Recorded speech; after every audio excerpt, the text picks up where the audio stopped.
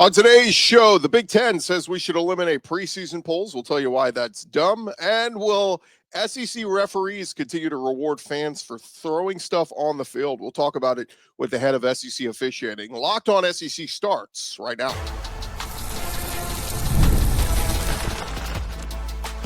You are Locked On SEC, your daily podcast on the Southeastern Conference. Part of the Locked On Podcast Network, your team every day. What is up, everybody? Welcome into Locked On SEC. It's great to have you guys along. I'm Gordy. Thanks for making Locked On SEC your first listen every day. Shout out to our everydayers. We're free and available wherever you get your podcasts and on YouTube, part of the Locked On Podcast Network, covering your team every day. Today's episode is brought to you by Monarch Money. Take control of your finances with Monarch Money, MONARCH. Use code LOCKEDONCollege at monarchmoney.com. Get 50% off your first year. All right, let's dive into this because we had a little bit of aftermath coming out of SEC, or rather, we had SEC Media Days 2 weeks ago, and then last week we had ACC and Big Ten Media Days. A little bit of the aftermath coming out of that with Big Ten Media Days wrapping up.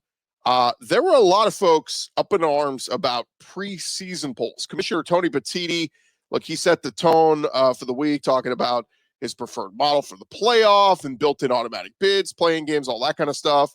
And the rest of the league followed his lead with the head coaches hammering the difficulty. Oh, my God, it's so hard playing 9 conference games. Gosh, you don't just walk into Maryland and get an easy win. You don't just play Rutgers and get an easy win.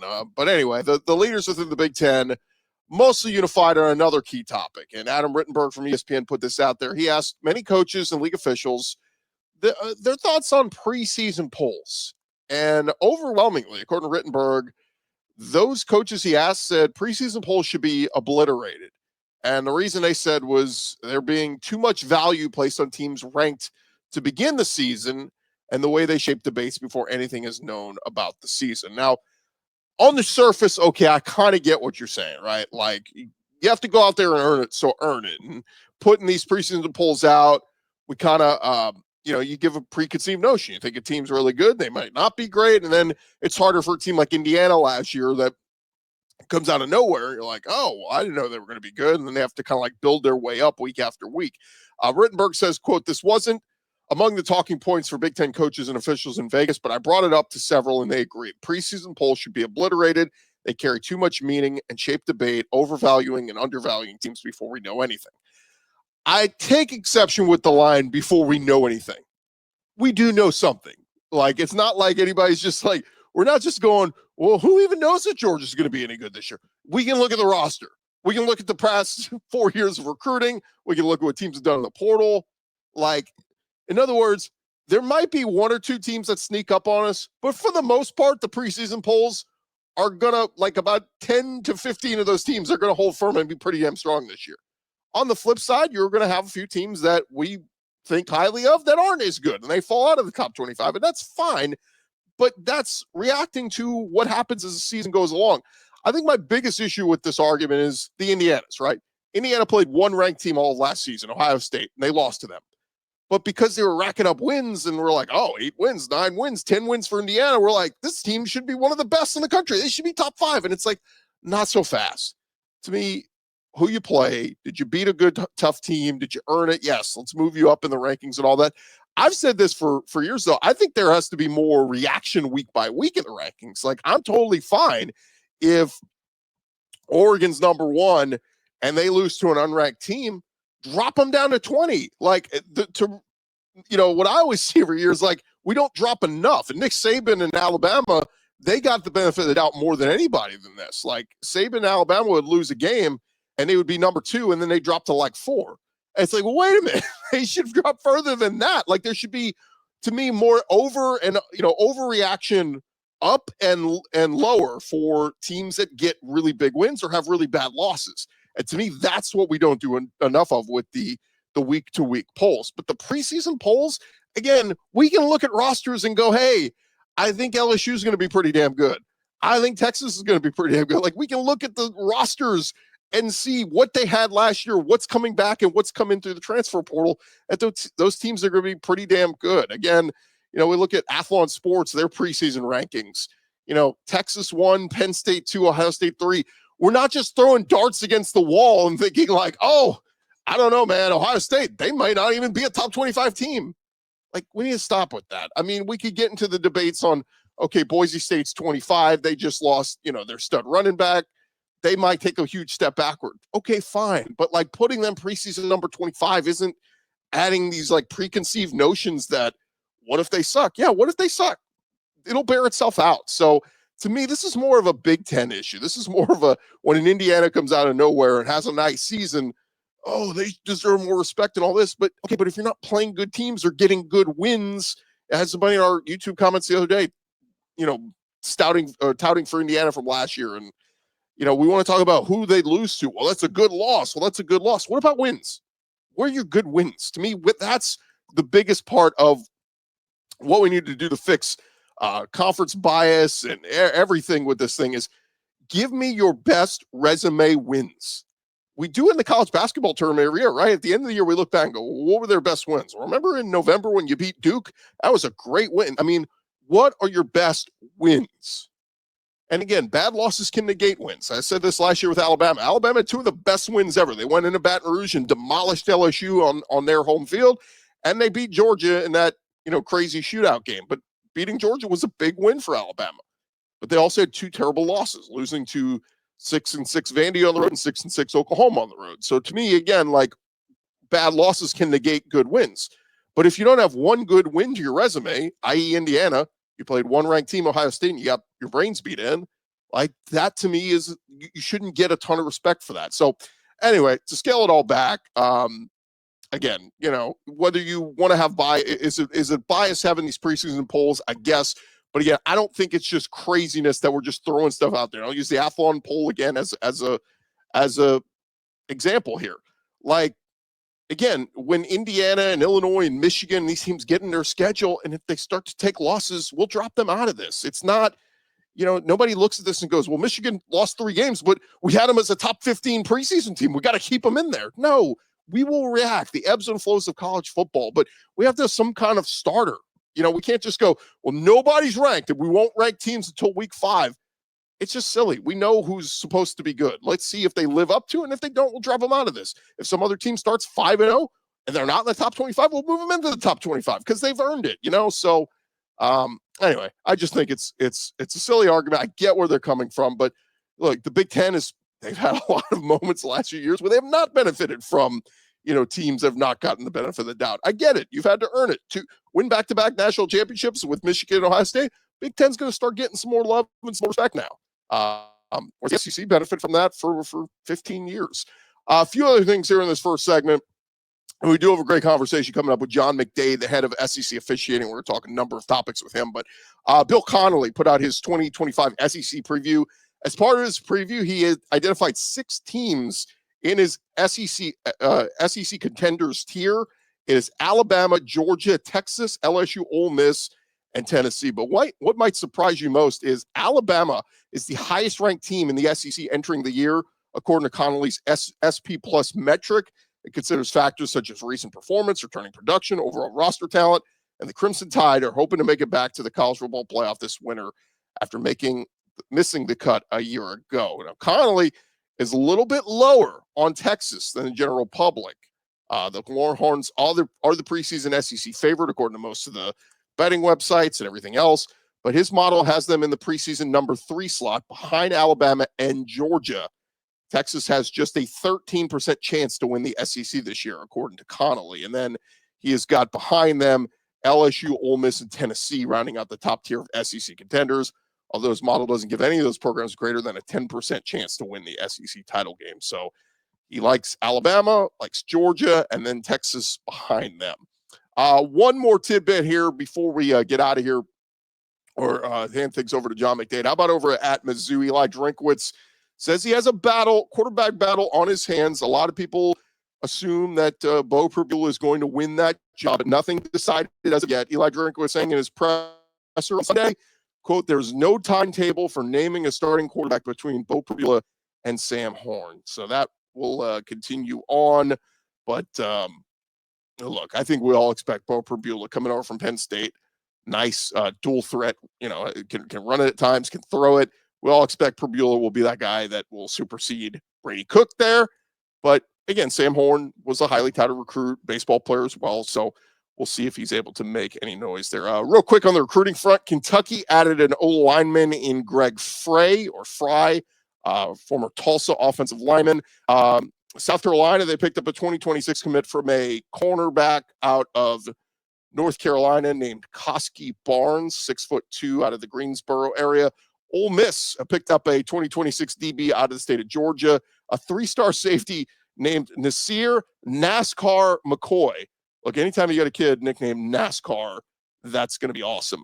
Texas A&M, they picked up a tight end for the class of 2026, 4-star tight end Evan Jacobson, had offers from Notre Dame and Stanford as well. And Alabama picked up an offensive lineman named Bear Fretwell, was previously committed to Georgia Tech, and now he's headed to the Crimson Tide. 3-star prospect, number 55 offensive tackle overall. All right, when we return here on Locked On SEC, we will catch up with John McDade, our conversation from our week in SEC Media Days, and really good conversation where I kind of posed the question to him. Fans throwing this crap on the field and that Texas-Georgia game last year, it felt like the referees got together and said, oh, look at what's happened here in Austin. All these fans threw cups on the field and everything. Let's pick up the flag, whatever. To me, it's a problem. So we talked about that with John McDade, as well as a number of other topics regarding officiating in the SEC football world. All that's coming your way here in just a second. And stick around here, Locked On SEC. Hey, but first, I want to remind you guys about our friends over at Monarch Money. And look, if you ever wished managing your money felt easier, when you use Monarch Money, it gets easier. Whether you're growing your savings, you're planning for a big purchase, engagement ring, new car, whatever it is, Monarch Money, they're going to put you in the driver's seat. It's like having your own personal finance expert that's going to give you full visibility over all your finances.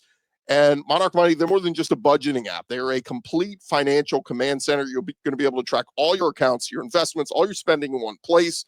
So in addition to managing your money, you can start building your wealth. And you're going to see all the frivolous spending you actually do, and maybe a little bit of a reality check on you going, hey, maybe I need to get my stuff together here. And if I want to meet that one big financial goal, we're going to have to get more serious here. Take control of your finances with Monarch Money and use our code LOCKEDONCollege. That's monarchmoney.com, MONARCH, money.com. And again, use code LOCKEDONCollege. It'll get you 50% off your first year. That's monarchmoney.com, code LOCKEDONCollege for half off your first year, monarchmoney.com. Run along here from SEC Media Days, and one of our favorite visits every single year is sitting down with John McDade, coordinator of football officials for the SEC, going into his 6th season already doing this. So correct me if I'm wrong, 19 years on the field and now 6 in the big office. That's correct. 19 at the FBS level. I think on the field from when I started, probably 31, 32 years. Goodness. By the way, it's your favorite.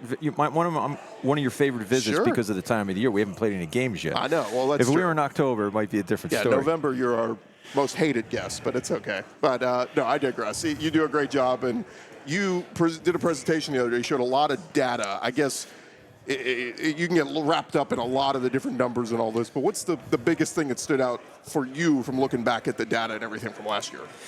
I'm a data-driven guy, and so, yeah, I can get wrapped up on it, admittedly.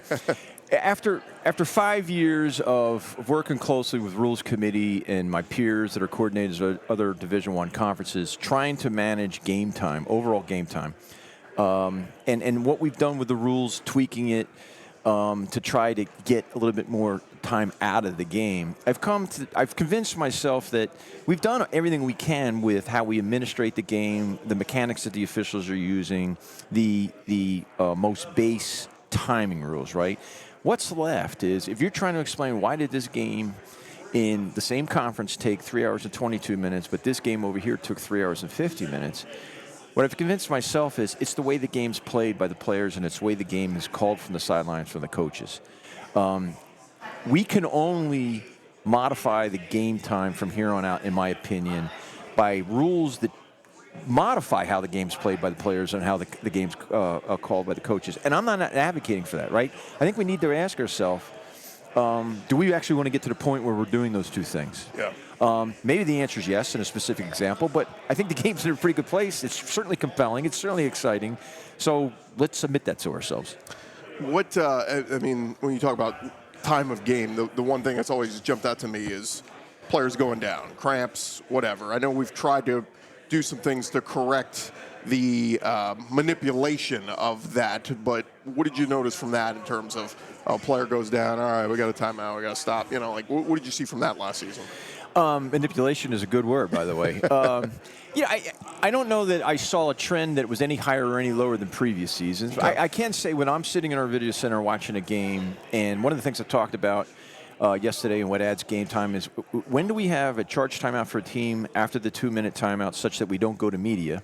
Or when do we have an injury on the field where trainers come out to attend to them and we don't go to media? That's raw time that's being added to the game. And so I noticed that when I'm sitting in the video center, right? Now, I'm not necessarily tracking it. And I think that was one of my, I shouldn't say I think. I know that was one of my points yesterday that if we really want to understand what goes into why is this game 322 and this game is 350, right? We need to be tracking more. We need to be collecting data more than we're already doing. And we need to be thinking algorithmically differently than what we're doing today. What is the rule now with the faking injuries? I know there was talk of that player has to come out for that series, or where is that right now? They've passed the rule this past year for a specific circumstance, and that circumstance is that if after the ball is placed at the spot where it will next be snapped, a player presents himself as injured, which typically means he goes to the ground, we're going to charge his team a timeout. And should they not have any of their 3 timeouts left for that half, we're going to put a 5-yard delay game penalty on them. I like that. What do you make of, like I said, people's talked about that player falls down, he's got to come out for the rest of that possession. One of the things that the Southeastern Conference 2 seasons ago looked into this, and we when we saw plays that were suspicious, we tracked the participation of that player for the rest of the game.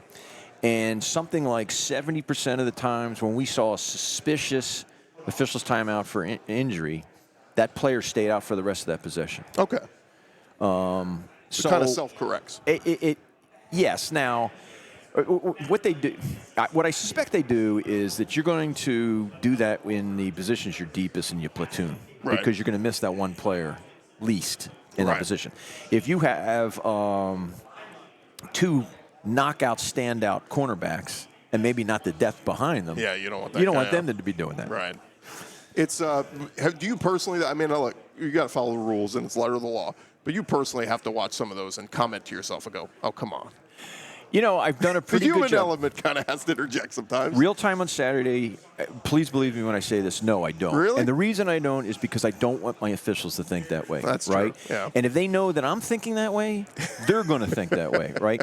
Now, Sunday or Monday when I'm looking at, different story. Yeah, and it's evident to a lot of fans. Now sometimes there are legit injuries, and the fans boo and all that. And that's unfortunate. It is what it is, but you know it's because of manipulation. Fans are conditioned to that. Yes. I do want to bring up the incident last year, and you know where I'm going. Texas, Georgia, revisit what it looked like from home. What we saw transpire, what it looked like was Texas intercepted a Georgia pass. Texas was flagged for defensive pass interference. Georgia maintained the ball. The game officials gathered while they chatted. Texas fans threw stuff on the field, and then the call was overturned. It looked from home like the officials got together and said, because of this mass hysteria of stuff being thrown on the field, we're going to get killed getting out of here. Let's overturn it. That's just the from home view. What did you see? Well, it's more than just what I saw. I did a lot of question asking and video study after the fact to really understand what's going on. Because first and foremost, what I wanted to do, I wanted to be, number one, I wanted to explain it. And then number two, once I could explain it, I wanted to understand where are the shortcomings in my program that we have that with training and development such that we don't get in that situation. And here are the things that I learned.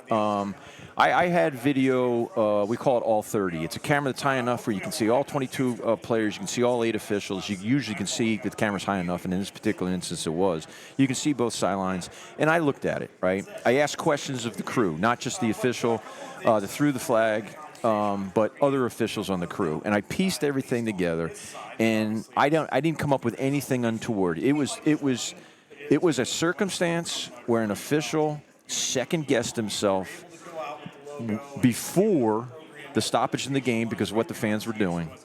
And it was a drawn-out process because we had the game stopped. It was a drawn-out process of him trying to get comfortable, to introduce the idea that I think I was wrong, we need to pick up this flag, having conversations with other officials that were not on the TV production of it. I can see it on the video that I had. I talked to a lot of veteran officials. Have you ever seen anything like this? You know, what were your experiences, so on and so forth?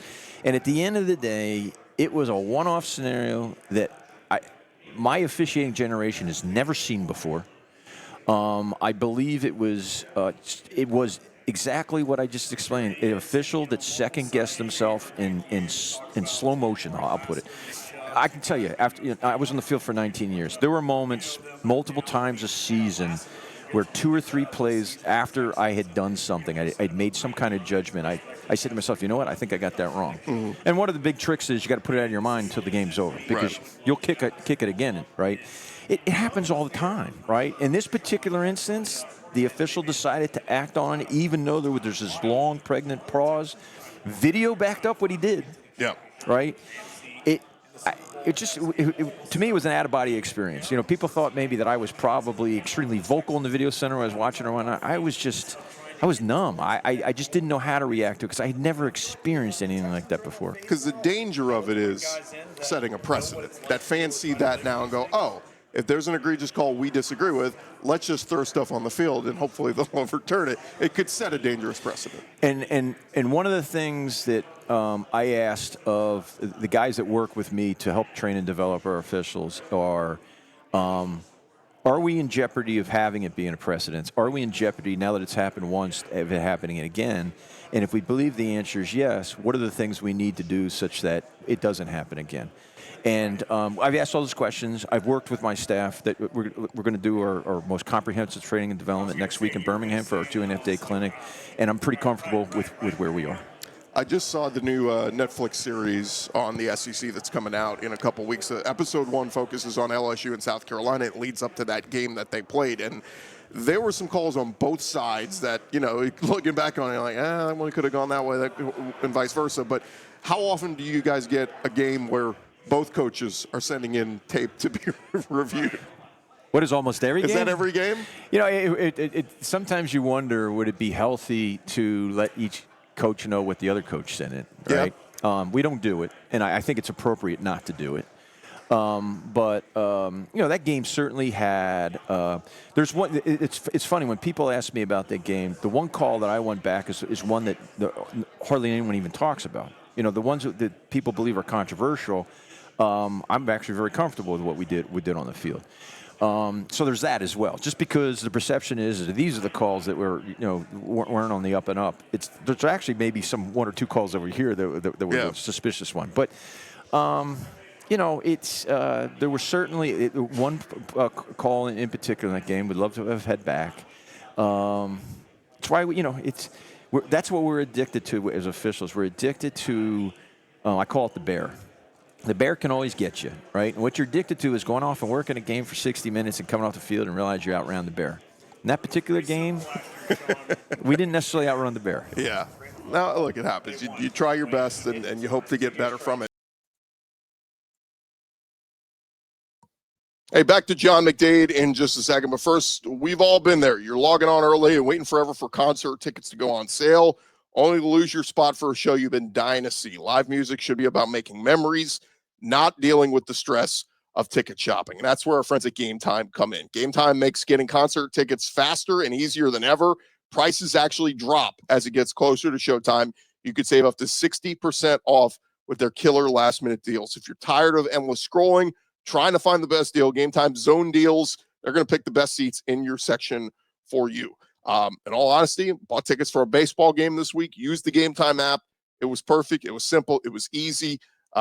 Connected it right to my MLB at Bat app. That's where they sent the tickets. So Game Time, they're going to make it super easy for you. And if your plans change, the Game Time guarantee has your back with cancellation protection and more. Take the guesswork out of buying concert and show tickets with Game Time. Download the Game Time app, Create an account, use our code LOCKEDONCollege, get $20 off your first purchase if you've never used them before. Terms apply. Create an account, redeem code LOCKEDONCollege, get $20 off. Download the Game Time app today. It is last-minute tickets, lowest price, guaranteed. New Rules Institute. What's going to be new this year? The activity by the defense pre-snap in their coordinated quick movements that are at times... It's when like the whole line shifts. Yes. At times designed to try to get their opponent to false start. We've looked at that, and the standard of you cannot simulate action at the snap that we've had on the offense for years. It's the definition of false start. We're using that standard now with the defense. And let me be clear. The coordinated quick shifting of a defense, many times called stemming, that in and of itself is a part of football. That is a legal play. It's when you add components or elements to it that has nothing to do with the shift that is designed to try to get your opponent to false start. Examples would be extra hand movement, maybe quickly putting a hand or arm into the neutral zone as you're shifting, shifting slightly forward so it appears that you're actually going into the neutral zone when you do it, but then backing out, at the last second.